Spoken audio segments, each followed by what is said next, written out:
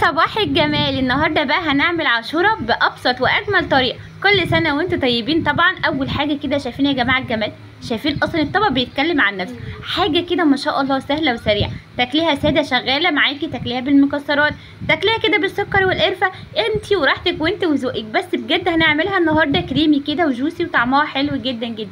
قبل ما نبدا على الفيديو لايك وكومنت وشير وتمنوا لي الخير كده، وتعالوا نبدا على الفيديو النهارده السهل السريع جدا جدا. شايفين يا جماعه ما شاء الله ما خدتش وقت معانا خالص، وبجد طلعت حلوه جدا. واقول لك ازاي تسوي القمح بطريقه صحيه. اول حاجه يا بنات انا معايا القمح ده كان بلدي، فعملته ايه، غسلته كويس جدا جدا، وبعد كده نقعته من بالليل للصبح، وبعد كده حطيته على النار زي ما انتم شايفين، واسيبه كده اهوت ياخد ويدي بشكل ودي لغايه لما الحبايه كده تفتح خالص. تمام. طبعا ده يا جماعه غير اللي عند العطار. اللي عند العطار ما بياخدش وقت كبير قوي كده، بس ده عشان بلدي فخد معايا وقت كبير. فيستحسن ان انت ايه تنقعيه كده في ميه عاديه خالص مش سخنه ولا حاجه، مده لا تقل مثلا عن 6 ساعات قبل ما تحطيه على النار. زي ما انتم شايفين خلاص كده بدا ان هو يستوي معايا، وبدا ان الحبايه بتاعته فتحت كده وكانت حلوه جدا. قمت ضايفه كده اللبن على طول، وهنا كان عندي اللبن مثلج فقمت ضايفاه زي ما هو كده، ما حبيتش ان انا اغليه في حله تانيه. تمام كده. ما شاء الله اللبن اللي انت تستعمليه لازم يكون دسم جدا كده ومن حد موثوق فيه. زي ما انتم شايفين كده اهوت هسيبه كده.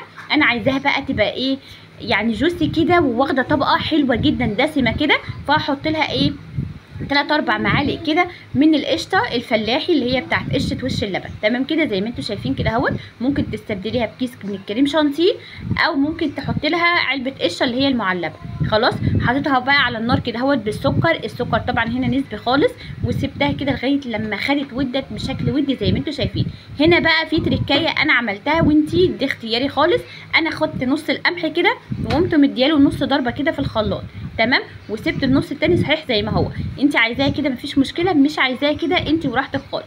جبت ربع كوبايه من اللبن وحطيت عليها معلقتين من النشا، وقمت مقلباهم وضايفاهم على العصيره بتاعتي ومقلبه كويس جدا جدا. ده القوام المظبوط جدا. عايزه تعرفيها ان قوامها مظبوط ولا لا، تنزلي المعلقه وتعملي خط كده. لو قفلت على بعضها بسرعه يبقى لسه عايزه نشا، ما قفلتش كده يبقى كده القوام مظبوط جدا جدا. نحضر الاطباق اللي هشتغل فيها، ولو هتحطي في ازاز خليها بس تستريح كده 5 دقايق عشان الاطباق بتاعتك ما يجرالهاش حاجه. انا صبيتها كده اهوت على طول زي ما انتم شايفين. هسيبها تستهدى بقى كده ونبدا نزينها. انت طبعا عايزه تسيبها ساده براحتك خالص، عايزه تحطي مكسرات المتوفر عندك حطيه.